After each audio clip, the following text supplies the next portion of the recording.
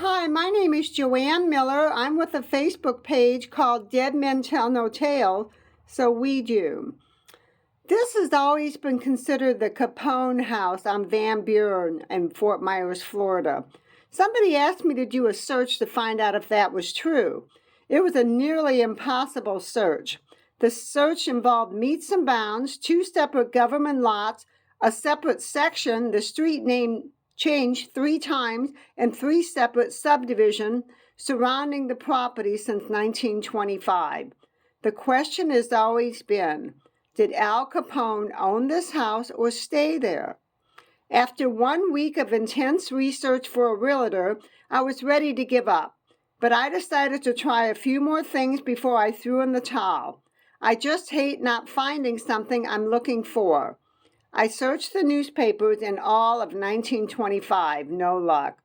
I searched the newspapers in 1926 with key words East Fort Myers and new home. A small article appeared saying Hugh McDonald purchased a home in East Fort Myers with an elevator in 1926.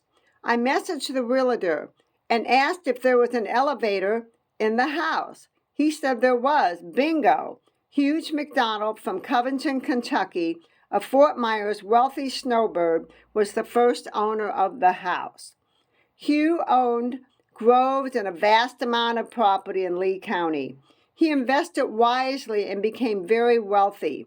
He died in 1928, and sadly his wife died in 1930.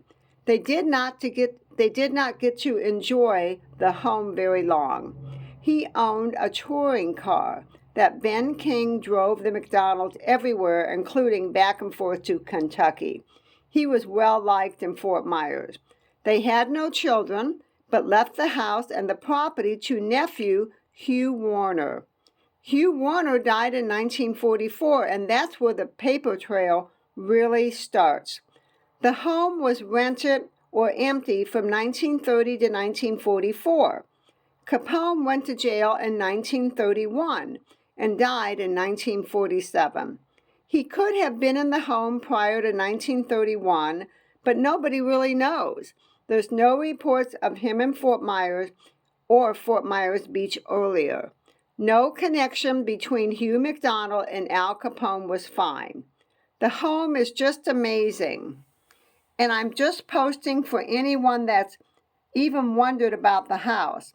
I can honestly say it was not Al Capone's home on paper. And that's the end of the story.